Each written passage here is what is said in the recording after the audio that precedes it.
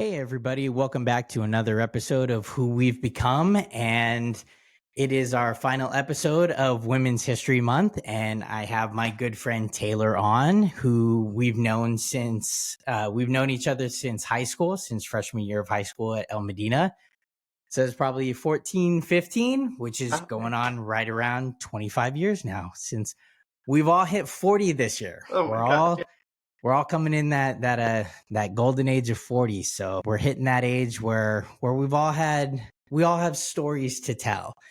So Taylor reached out to me through the podcast, and we've been kind of going back and forth over the past couple days.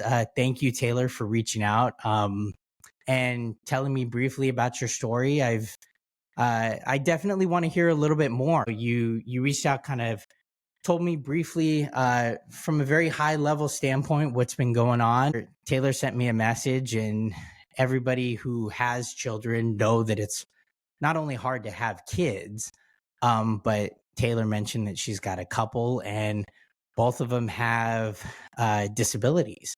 And so I can only imagine how hard it would be.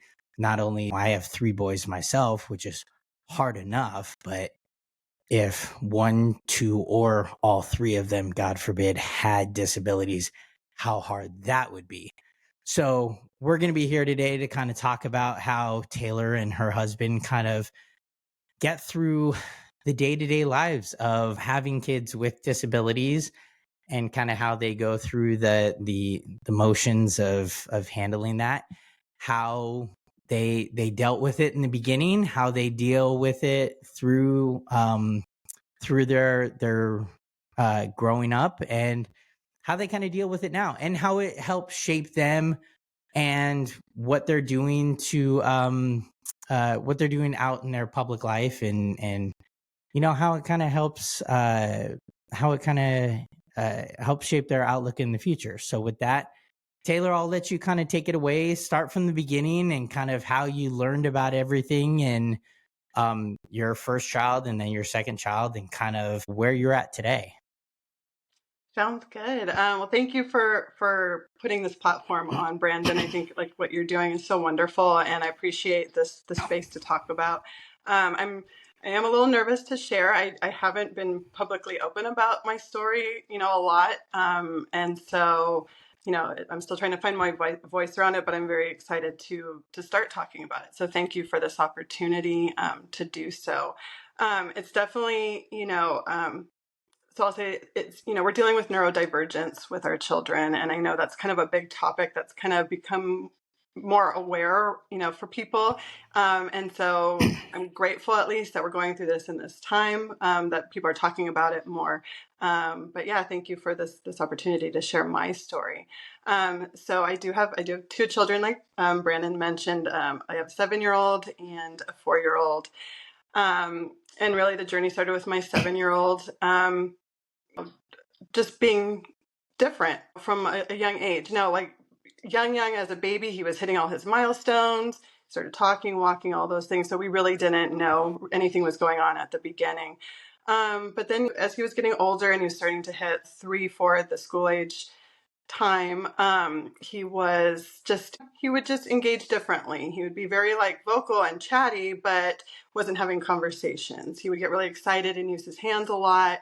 But we thought, okay, maybe he's just excited. And, earlier on we had talked to the pediatrician who never said anything. She's like, yeah, he might just be a little bit quirky or he's excited, but there was no indication of anything. I remember filling out questionnaires about, is your child, autistic, and nothing was coming up. We even at one point went to a pediatric neuropsychologist.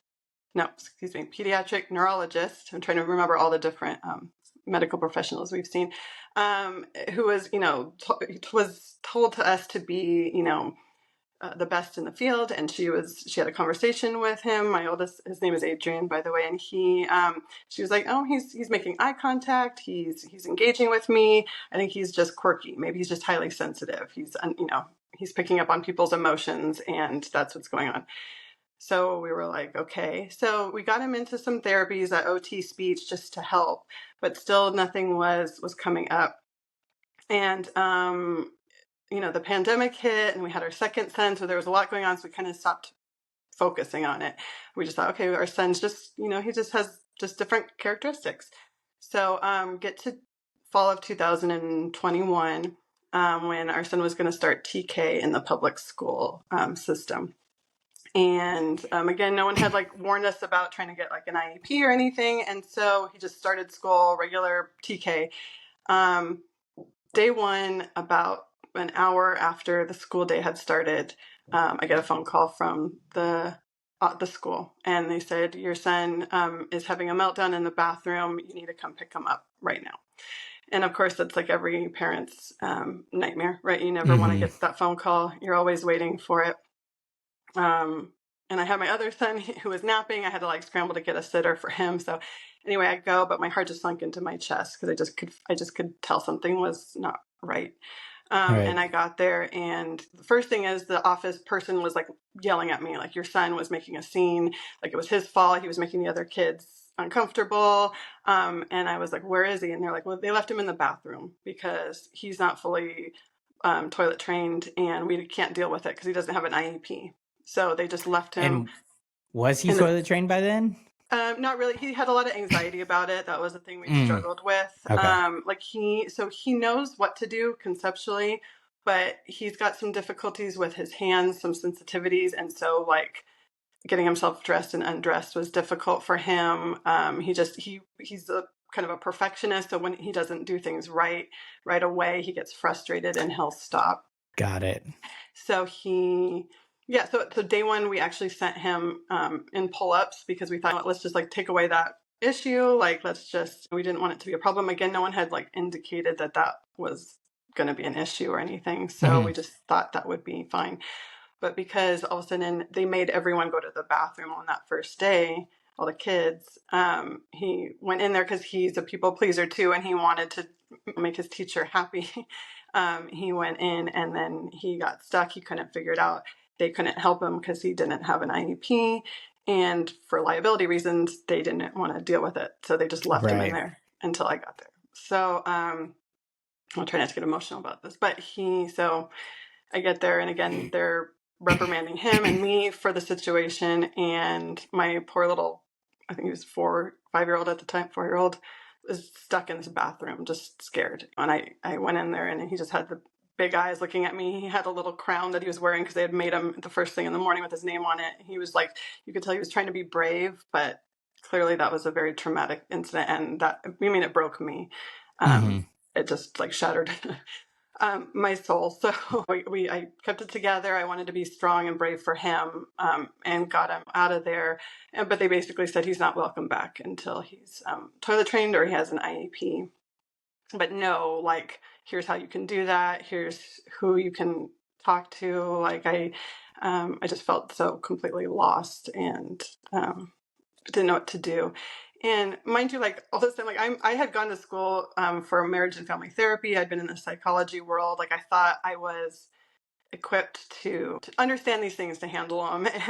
But as you know, Brandon, when it's your own child, like you can logically know all the things in the world. Well, and you'd think from a public school standpoint, I mean, if they're prepped for, hey, if a child comes with a IEP, then they know what to do. Then they would know where an IEP comes from, and they would say, hey, if your child is going to need an IEP, this is where you get it from. Then they would have at least the resources to tell you, hey, this is where you get it from. Right. And I at least give you something. Exactly. And I'd asked, I said, well, okay, you're saying he needs IEP to have this. I understand the procedural part of it. I understand policy, right? I certainly wasn't trying to break a rule on purpose. Right. And so I had asked, then how can I get this? And they were like, well, that's a lot of work. They were very dismissive. It was just a horrible experience. And I think at the time, again, my son was in like occupational therapy and speech.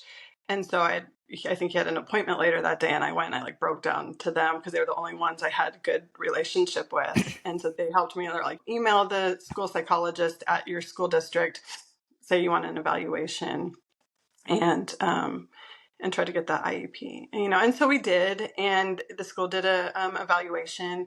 And from their assessment, he qualified for for autism accommodations. But we still didn't officially have a diagnosis because, again, he wasn't like autistic enough. And Mm-hmm. so, that I think for me was the most frustrating part. Um, because just kind of segueing, like my younger son has a neurodevelopmental condition, but that's very rare. It's called trio, and that was a whole journey to find out. But his fits in a better box. So like from a much earlier age, the system kind of helped navigate it automatically. That was like a lot smoother sailing because he was disabled enough, or it was more obvious. And so, but yeah, so back to my older son again, just finding this out and going through that whole process. You're up against all these systems. You're trying to navigate, like you said, and no one's really telling us as parents really where to go. It's just expected that you got to fight for certain things. You got to ask for certain things. You got to advocate because, as I found through the process, my husband found through the process, they're not going to be upfront with like, oh, here, have all these accommodations to help your kid. They're going to try to lowball it because they don't want to pay for it. And so we didn't realize going into it how much advocacy there was going to be, how much fighting we were going to have to do just to get my son to have accommodations so that he would not be traumatized in the classroom. So that was the beginning of that journey with school. So to kind of summarize, so both your kids have, I guess, some form of autism, My but youngest one is technically not autistic. Yeah, it's a different. Oh, so your younger one has kind of like a different setup, but he's more in this box of whatever the disorder is, and Right. so everybody's like, oh yeah, he fits that. Where Yep. your oldest is like, well, he's kind of autistic, but not Yep. really. Ergo, you have to fight harder for your oldest. And see, I mean, it's really tough because it's kind of like all these different issues within, like, not only schools but just the medical field in general, where they're kind of nitpicky these days, as is with pretty much everything, not only with kids but adults as well, where it becomes this, well, yeah, you have a problem, but you're not as bad as this person. And because you're not as bad as this person, we can't help you as much as we're helping this person. Right. And then it becomes that, well, what am I, chopped liver? I would imagine it's especially hard when it's your child. So when the school kind of tells you that, when the initial kind of shock happens, and then you kind of realize, like, okay, your oldest son, what did you say, Adrian? So when the school kind of tells you, or when the school psychologist tells you, okay, this is where you're at, this is what's going on emotionally, what's going through your head? He's gone through 4 or 5 years. Nobody's told you anything. Nobody's told you, everybody's told you your son's fine. Your son's fine. You have no issues. Emotionally, and by then your youngest son has been born, and did you guys already know that he had some sort of developmental disorder, your youngest, by that time? Not yet. No.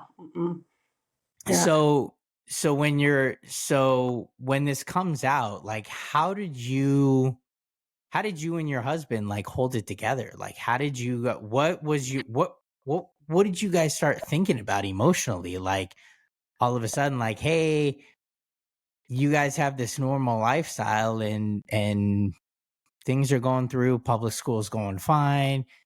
Because, like, I remember when our oldest Jax, right, when he was getting into school, it's like, throw your kid in public school. Okay, he's going to public school. TK, my Jax he was an October baby, so he was in TK. Okay, we throw him into public school. He goes to school 8 to 12:30 or whatever for TK. He goes to school 8 to 12:30. You throw him into public school. You go away. You come back. You pick him up. Period. All's done. that's what a normal parent would think, and that's no longer your life. What starts going through your head from an emotional standpoint, and Mhm. what is now the conversations between you and your husband Mhm. Yeah. going forward? Like what happens at that point? Yeah. And again, you've probably seen Erica's podcast, so if you need a break, if you need to just kind of take Mhm. some deep breaths, go ahead. Mhm. It's Thank you. I Thank you. mean, we've been through it's an emotional rough thing. I know a lot of us have kids, and so Mhm. don't Yeah. I thank you for that. if you got to breathe, That it's a takes some. tough question. Yeah. I Yeah. know, but like what's kind of going through your head at Yeah. that time? Yeah. No, and it's a good question, and I think one maybe that needs to be talked about more because it's complex. I can, I'm okay right now, but thank you. I may make it triggered, but I mean, ultimately, it's a grieving process, right? At first, like it shattered us. It shattered us emotionally, right? You don't want your kid to have to suffer in any capacity. You don't want your kid being different in any capacity. You don't want your Hmm. kid to struggle with things in any capacity, right? And so all of a sudden yeah, something's wrong, right? And that wrong Hmm. just like, yeah. And for me, it's hard to describe. I mean, I think at first, like I felt it, but my go-to is like, I'm just going to go into like trying to understand it. So I just went into like research mode, and my husband's kind of the same. We're very analytical, like a big part of why we're together. We just love to have those like conversations. We're just dissecting things Hmm. and breaking it down. So we go from a very like cognitive place at first. So I think we would kind of just try to attack it. Like, okay, what can we do? Like, let's get all the research. I want to understand. I want to know. But it certainly, I think it's just a grieving process because, like you said, there was this idea of how my children's lives were going to be. There was this idea of how parenting was going to look, and school, and then just the natural development. And all of a sudden, in 1 second, no, it's gonna be different, and we don't know what that is. And we were both aware. We know enough about like how the world views disabilities, and especially invisible Yeah. disabilities like mental health challenges. It's hard, right? We see movies where they characterize it. You see like the Big Bang Theory where they have Sheldon being like the laughing stock, right? Because he's got certain ways of doing I mean, just all that stuff kind of comes out, and it's like, well, fuck. Excuse my language. Yeah. Hey, we, um we're allowed explicit language on here, so yeah, thank you. do what you got to do. Yeah. Yeah, I don't. It was just. I think it took a while to really get our heads around it. I think later it would hit me just at random times. I think similar to grief, like actual loss of just like I feel like okay, I'm okay. I have some answers. I have a plan. We're gonna get him assessed at this doctor. We're gonna get him this combination. Right. I've now like followed these Instagram posts where I can see people with lived experience say it's okay. Like there's more awareness around it. I'm okay. And then my son will do something and a kid will look at him weird, or someone will make a comment, or even a family member with good intentions will be like, hey, you need to get him to have more friends, or something to imply that he needs to be fixed. And it just will shatter me. I'll be on the floor in the bathroom in the fetal position crying because I know that that's how the world may perceive my child. And then what does that mean on how they perceive me as a parent? And just the judgments and the yeah, and I think even worse sometimes is like people thinking they care and they want to give you the advice. It feels just as much like, well, now we're a charity case or we're not good enough. I mean, it just triggers all of every emotion, every thing you can think of. And my husband, for all this, the beauty of it, like we were so strong through it.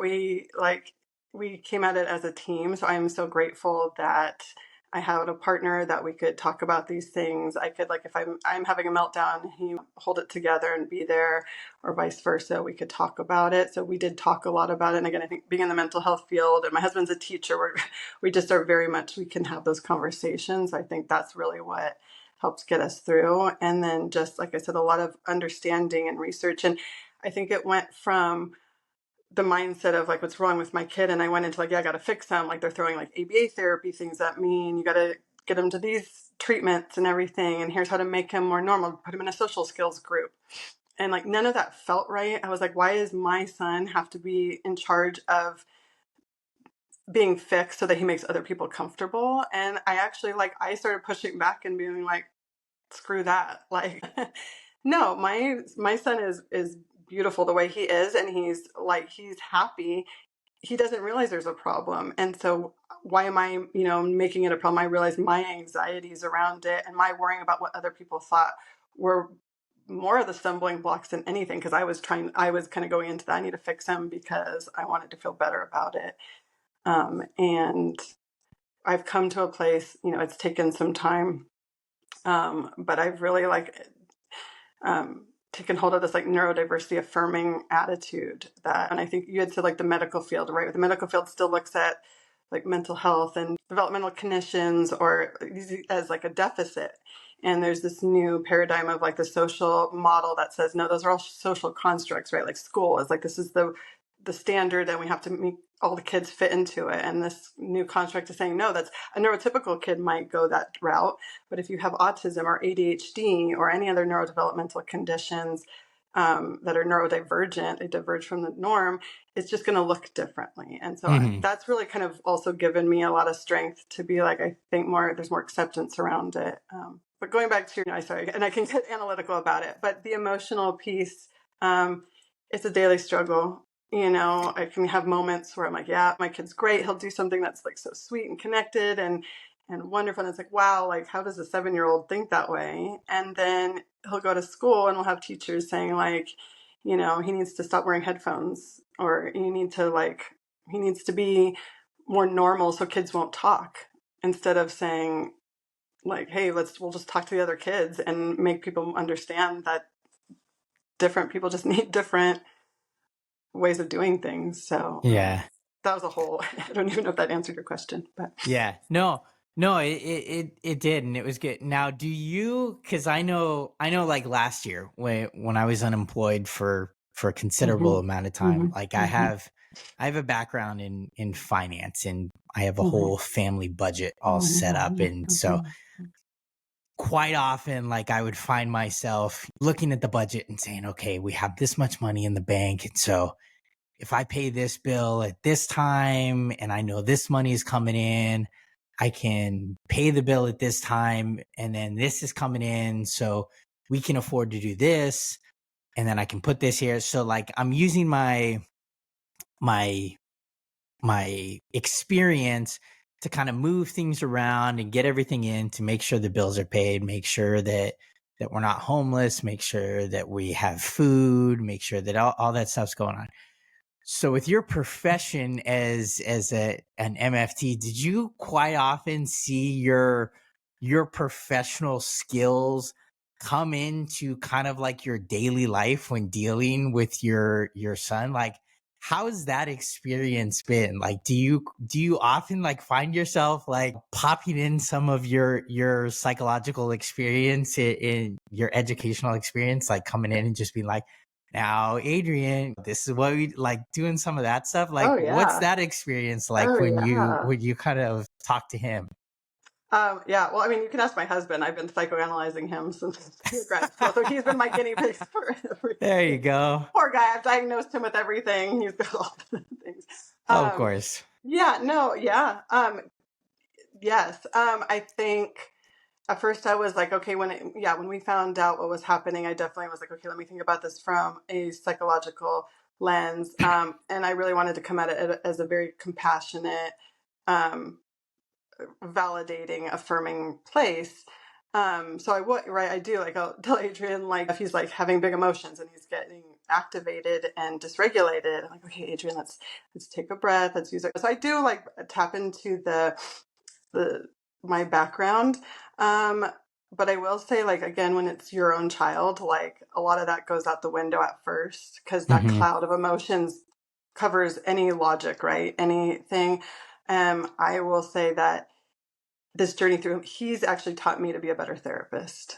He's actually taught me to have a way better approach in working with people because of understanding his unique perspective of life, so that I have more empathy and compassion when I work with different people than any textbook could have given me. So Okay. I will say that's probably more of it. But yeah, I mean, in the parenting part of it, like going through it, yeah, definitely brought That's in my good. professional stuff. Yeah. Mm-hmm. So, so you have a couple years ago, Adrian starts school. Mm-hmm. You go through that. You have that heartache. You have that struggle, that stress. Year or so goes by. You have your second son. Go to the pediatrician. Go to the doctors. Your Mm-hmm. second son has developmental issues. Mm-hmm. Your husband and you are like, holy shit. Mm-hmm. Here we go for round two. Mm-hmm. Sorry to bring up more emotions, but Bring them on. and I'm you I don't know if you can see because of the light. I'm tearing up myself because I can only imagine what you're going through. How do you deal with that shit emotionally? I mean, we've been having this conversation for the last 25 minutes or so about your oldest, but we haven't even scratched the surface yet of now you got to go for a second round. Now you got to get knocked out a second time. How do you guys emotionally handle that? Being told the second time, hey, I know you guys are going through this struggle with your oldest son, but guess what? I know you have this this light side of autism with your oldest, but now you got this real heavy disability with your youngest. How do you guys handle that? That's a good question. And I will say, like, I probably am seeming like making light of this, like I'm okay. But it does take a little bit of denial and disassociation Oh, I bet. to function, right? Because otherwise I would fall apart. Yeah. It's, at first you're like, why? Like, why? It definitely triggers, like, I have my own insecurities. I have my own things. And then I'm responsible for two lives that are going to be impacted by these challenges. And it's shattering. Yeah, like it started with like why are we going through this? Why do we have to watch our son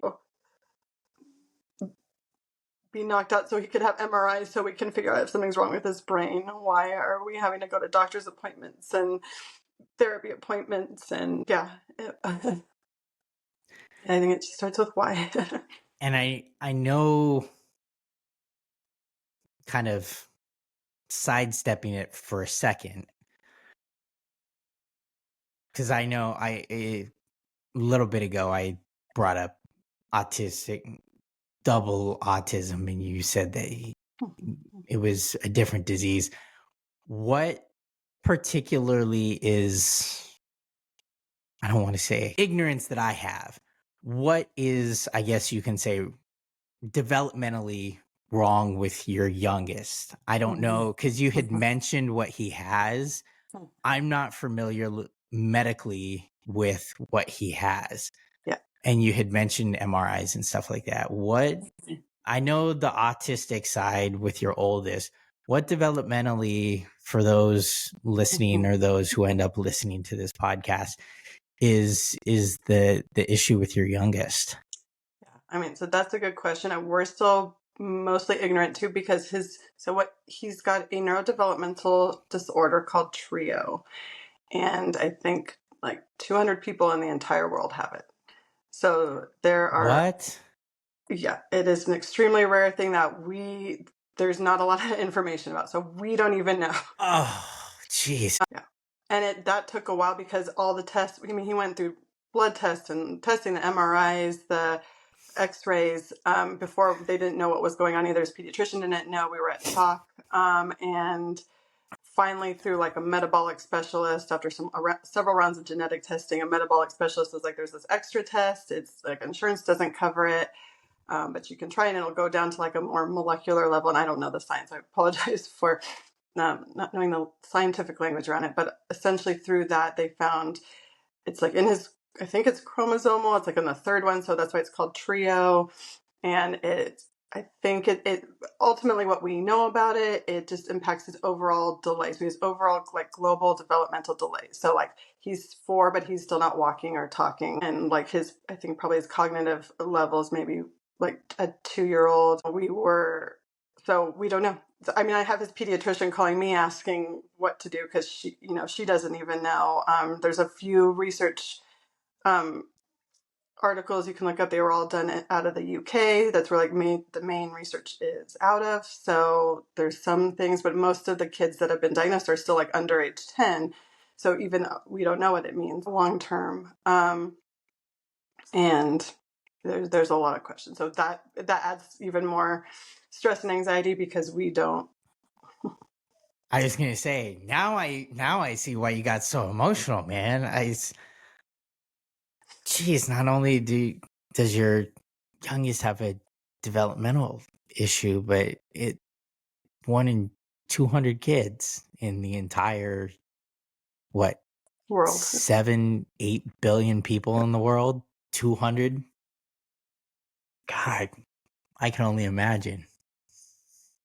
I had a hard enough time when my middle son was under UV lights because his jaundice was high. If he was 1 in 200 out of the whole population, dude, I can only imagine.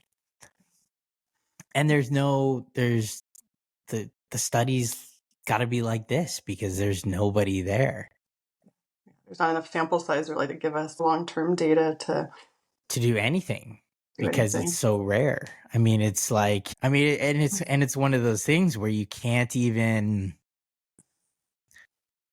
I mean, you're just like forced to go day by day blind because you don't know what to do. Like, it's not like autism, or it's not like Down syndrome, or it's not like ADHD or anything like that, because there are enough studies to where what to do on a daily basis. This, you just throw your arms up and you're like, your guess is as good as mine. It's like, wow. I mean, I can only imagine. And Your it's amazing. reaction was tame compared to what mine would be. I mean, Well, I could see why you said I'm holding it in because of the denial. The yeah, denial is just the sheer number of 200 out of the entire population of the entire freaking world. Wow.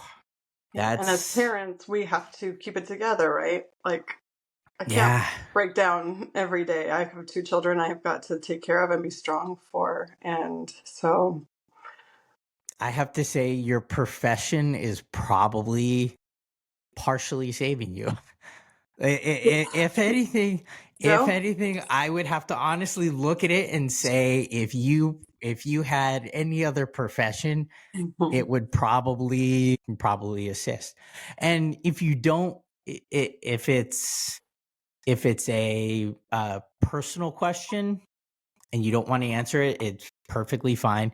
Do you have a kind of a religious mhm. background, or is it, because you had that when I asked you about your youngest and the now 2 kids, you brought up the why us, and I remember, because I grew up I'm not shy talking about it. I grew up with a Episcopal religious background. I'm Mhm, more of a spiritual person, and so the last year it was more, why is the universe beating me down? I'm more of a karmic type of person. mhm, mhm, Like, karma beat me to hell last year. I had done something wrong where karma mhm, was coming back to bite me in the ass. And so mhm, mhm, um when you have that kind of feeling of why me, mhm, is it more existential, universal, or is it more religious, mhm. why God me type Right. of feeling? Mhm, And mhm, again, mhm. if you don't want Yeah. to get into it, that's No, perfectly fine. If you're comfortable talking about it, yeah. I I'll welcome the talk. conversation. Yeah, no, I'm happy to talk. I think because of my profession, like for me, like talking about it is what helps, right? And I was raised at Presbyterian Christian, but not like hardcore, right? I went to church growing up. My husband's Catholic, so we have like the Christian religion, God part of that. But I mean, I'm not super religious. I'm like you, I would say, more spiritual. And this definitely put that through the test. Yeah. Why me in a probably an existential more way of life? God, it's like a great question, and I don't even know like Yeah. how to go with that. Because in my work too, it's opened my eyes to be right. I do believe there's a spiritual force somehow with us, right? What that's called, like to me, it doesn't even matter, right? We can put labels on it. It helps psychologically connect with something, ground ourselves, feel less scared. I believe there is like a higher power, but I got out of like the needing to have a label for it. And everyone's experience with spirituality, whether it's Christianity, Judaism, Buddhism, I mean anything, right? Everyone's experience, I think at the core, it's the same thing. That's at least my belief. So I mean that's my background and where I think of those things. So I do kind of like I do question like I would pray about it a little bit, and for me it was more calling towards like I went very like ancestral, like to my grandparents that I feel like are like guardian angels to kind of help guide me through that. But yeah, I don't know. It definitely brings up like why, and it does make you think of that bigger picture, like why us. And my husband is actually very good at putting that into perspective, and he'll say like we all have these things to overcome in adversity, but it does he does look at it as like it'll make us stronger. We'll be more empathetic to people with different backgrounds and paths and everything because of what we went through. And if that can make us better people, because for me, I just want to be a great person and help. I mean, that's why I got into this profession. I just want to use whatever I have to pay it forward, because I know I have a lot of privilege in a lot of other areas. And so if this experience can help just do that, like you said, like with my profession, it did help. Like I went back into my work, and because of what I went through with my kids, a lot of my clients, I am able to help like gear them towards resources for that support. My practice now, I really want to lean into supporting families that have children with diagnoses, because when you go through it, there's so much for the children, which is wonderful, that there should be therapies and supports and everything. But the parents, like I was saying, are like, here, you need to do all these things. You need to navigate these systems, and there's nothing. What about it? We're still human beings too as parents, and Mhm. so that's kind of my mission now, is to use this that way. And I know it got away from the spiritual part of it, but I feel like it's all connected to why we all exist, whatever you want to call that. So Oh yeah. that's I mean, it's the whole reason why I started up the podcast was it was kind of beat down to this why me, why me, why me, and that belief in the karmic retribution. And then I finally got the job with USA Water Polo, and wasn't nearly as much as I was making, and we're still struggling to kind of get there. But it was something. It was enough to get by. It was breadcrumbs. It was, hey, here's a little something. And it was like, okay, mm-hmm, I'm back on my feet. So mm-hmm, let me continue the good graces that karma's given me, and let me continue to give back in my old ways, which was mm-hmm, helping mm-hmm, other people. And so that's why mm-hmm. I kind of started this, to kind of hopefully give back from an emotional standpoint. And, Yeah. I want to take this bigger and better, and, Yeah. uh, just kind of hopefully connect people from a more emotional standpoint. Yeah. Um, Yeah. And I so, would say like, and I think there is that healing from helping, right? From kind of, it's easier to objectify is the wrong word. It's easier to have an objective perspective, right? When we can like look at someone else going through it and help them, because oftentimes we mhm. project onto others, right? What we need for ourselves. And at the risk of putting my therapist hat on, but I think, that's so great. And I would say, and we all, I think, need to continue tapping into our healing for ourselves. Mhm. Like for you, right? Like, were you able to get your own like therapy or healing and connect with why, the things happen in your life that led to the point that you're at now? Because nothing happens by chance, right? And it sounds like that was led by your own emotional wounds and experiences and things. I didn't mean to I'm throw it back I, on you. I'm That's just my getting well. I'm getting fully to that point. I'm yeah. Sorry. slowly getting there. So I'm getting the comfortability Mm-hmm, through the hosting part of it. mm-hmm, And I'm really close with my wife's cousin, he's a very outgoing person. mm-hmm, And I'm gonna have him on from a host or as a guest mm-hmm, in a few weeks. And then the following week, it's actually going to be a role reversal week where he is going to be the host and I'm actually going to be the guest and I'm going to tell my story. So mm-hmm, it's a slightly lengthier one because there are multiple steps to it because there were multiple situations, not just last year, but a couple other mm-hmm. situations that kind of beat me down and brought me to where I'm at.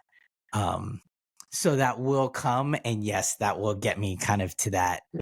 hopefully fully healing point. But yes, it's And coming. yeah. It's coming to that point within the Right. next month or so. So Well, good. Yeah. And I know so I'm yeah. biased, but I mean, like, that ultimately is why I can be here at this place. And what we went through is I finally realized, because I went hard first on, like, just like anyone, I think any parent, like, fix the problem, right? Focus on the child, like, go really deep into that.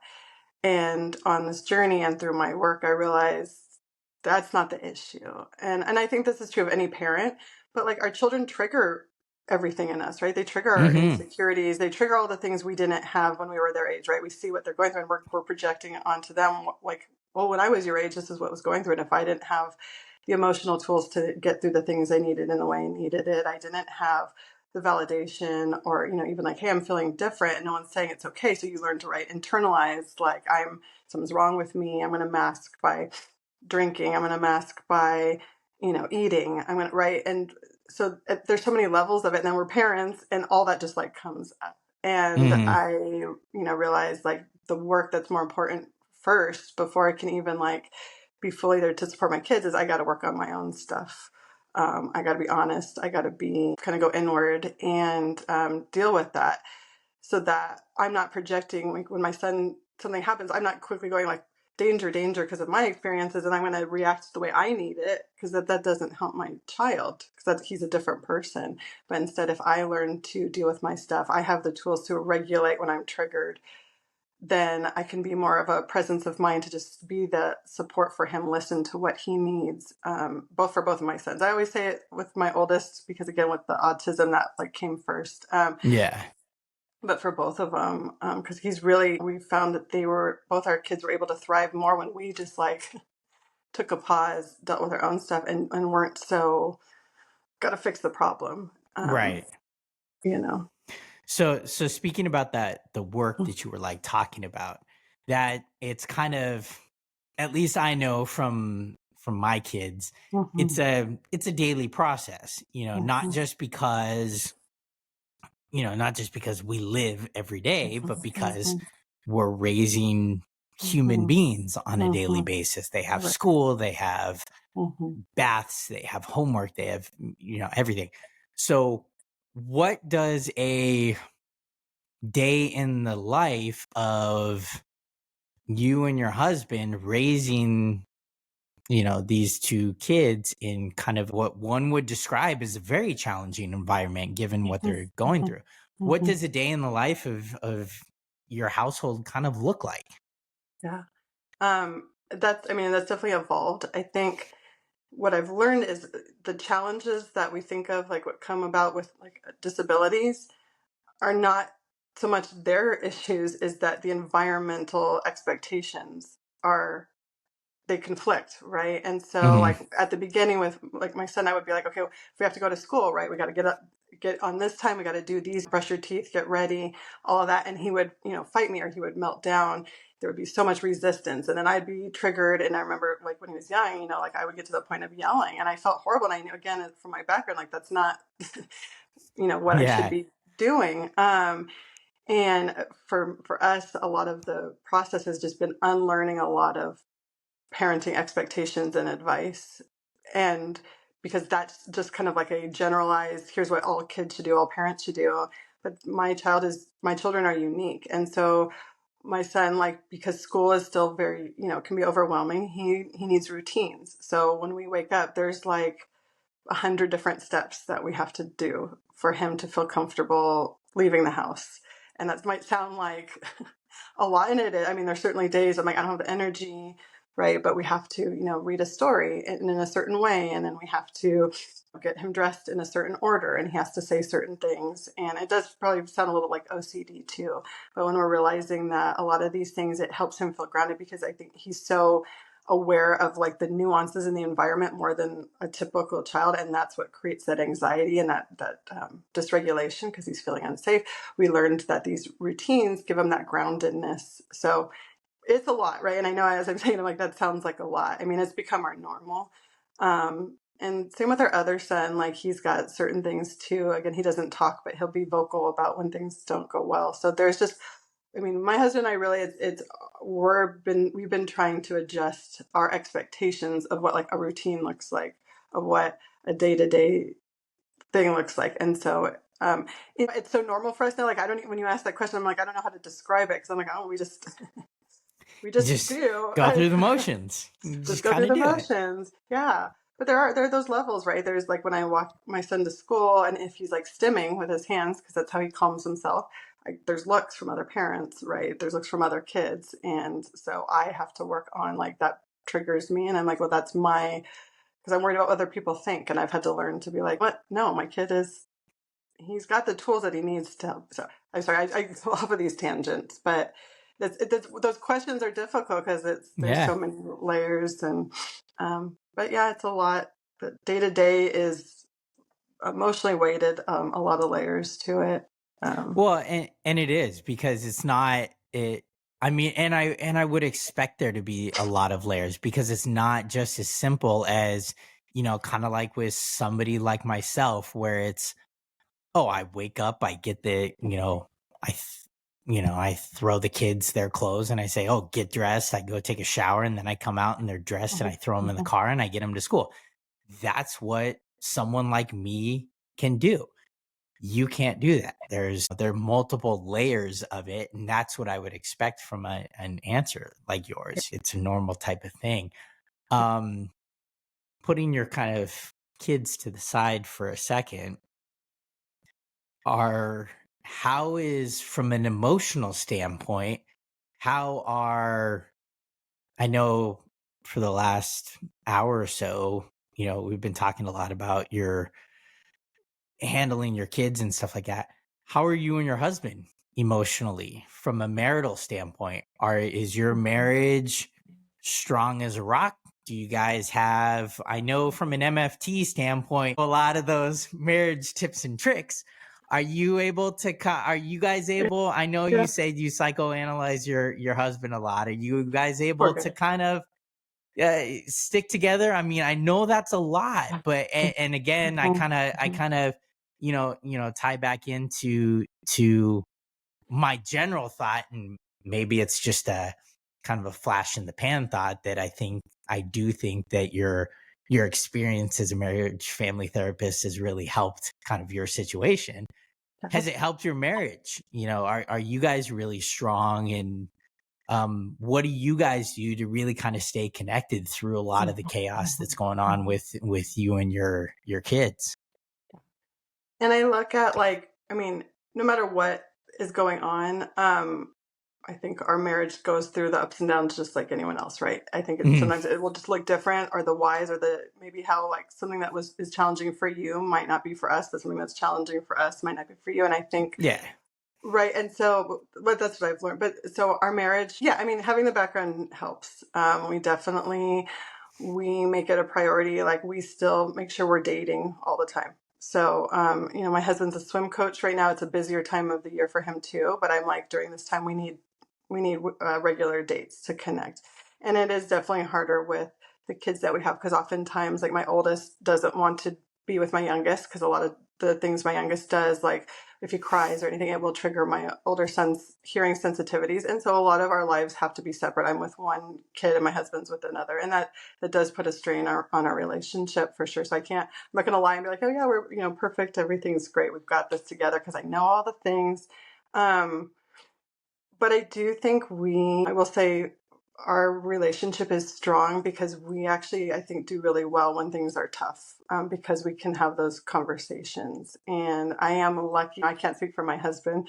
He may disagree, but he has been my rock. He allows, a big reason why I love him so much is he allows me to just be authentically me. And so if I'm having a meltdown or a breakdown, he's just there.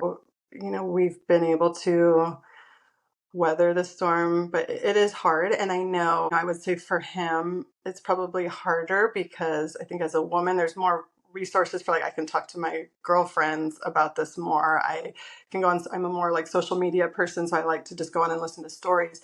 He doesn't have the time or necessarily the wherewithal of the people to talk to about it. So I do try to encourage him to talk more to other people, because I know he probably is holding in a lot more than maybe he lets on. But relationship wise, and I'm sure if we really we're so in go mode and just trying to survive, I think like there's probably more things that we could use to help with our relationship to be even stronger. But right now, yeah. Are you guys big into advocacy groups? Because I know when people have a lot of children, or even themselves are dealing with a lot of developmental issues, they're really big with advocacy groups. Are you guys involved with a lot of different advocacy groups, or a couple of them? We're not as much. We're both pretty introverted people, so that's been a challenge too. It's definitely I isolating. remember you from high school. Yes, that's true. I I can just attest to that. Yeah, I'm not like, and I enjoy like good connections with some people, but sometimes like the bigness, everyone's opinions about things, like it just, I'm just trying to like be there for mine, and that can be overstimulating for me. So no, I mean, Mhm. I would like to. I mean, I would like to have more community around it, more connection to places like that can make some actual change, because it's definitely like I want to advocate. I think I see like in the school system so much that needs to be changed, and a lot of advocacy around helping, because all kids are unique. It doesn't really even matter if you're dealing with disabilities or not. And then so much of the structure of school that's so compliance based, and there's one way to do it. There's a right or wrong answer. I think that's very harmful in terms of our unique human experiences and emotions and everything. That's a Mhm. conversation for another day. Yeah. But no, no, we're not as involved maybe as we probably would want to be. So if you had, and this is kind of how I normally kind of close up different, or the different podcasts. So if you had a patient sit down, and it was like a first time patient, and they were just completely overwhelmed, and they just said, I had, let's just say they heard the podcast. They came across the podcast. They had heard the podcast, and they said, I have two kids who have developmental issues, and I'm just at my wit's end, and they don't have the same developmental issues that your children have, but they have developmental issues nonetheless. And I'm just at my wit's end. What sort of emotional advice would you give to somebody that is just breaking down, kind of sticking with the theme of the podcast, right? It's not the story, it's the emotions. What kind of advice would you give to somebody in terms of emotions, and just kind of how to not only communicate with your kids, but how to handle things from an emotional standpoint, or at least how to cope, and how to just kind of stick through and make it through? Like what kind of conversations would you have with them to start something out? Yeah, it's a great question. Um, First and foremost, whatever you're feeling right now is valid. Whatever's coming up, our brains are meant to do what they need to do to heal. And so, whatever, for me, it's about validating the emotion first. If we go quickly to try and get rid of it, cope with it, push it away, you're going to be stuck in this, like, constantly feeling that, because now we're gaslighting ourselves essentially. And that's where even more mental health challenges become. We lose trust with ourselves. We stop listening to ourselves. And for me, my work is to help bring people back to an authentic connection and trust with themselves. And it starts with, if you're dealing with these hard things and you're feeling upset and you're at your wit's end, why wouldn't you be? Of course you are. Like, let's sit there, let's give that space and validate it, and say you're human, and of course you're going to feel that way. Let's give that time to heal first, because that needs to be what's taken care of. And then, because any advice, any logic, when you're in that emotional state, you're not going to hear it. Your brain is not equipped to deal with that yet. And a lot of times I think it's hard because in our culture we want to move past it, right? We don't have patience for that. That's why they say, like, healing is not for the weak, because it's not. But when someone's going through something so big like that, you're like your children having diagnoses, and it's bringing up all those emotions. For me, it's about validating that experience and saying it's okay, and this is a safe space to feel that. You deserve a chance to just feel that and not have any judgment around it, not have anyone try to take that away. But let's sit with that and honor our bodies and our minds to allow it to do the healing process it's meant to do. So, Wow, that's awesome. Well, thank you. Thank you for sharing your story today, Taylor. of And course. I thank you for coming on, closing out Women's History Month. Thank you for being the last minute guest. I was I was actually thinking I wasn't gonna have anybody on, so thanks for reaching out. You know, Sure. the universe kind of brought you to my plate at the last second, and so I thank you for being on. And you know, I hope some of the listeners out there got something out of this, and you know, I hope you got some relief from being able to share your story. I know I got something out of it. Some emotional release from hearing your story too. And you know, yeah, so thank you for being on, and we'll definitely be talking to you soon. So Sounds thank you great. very much. Thanks, Brandon.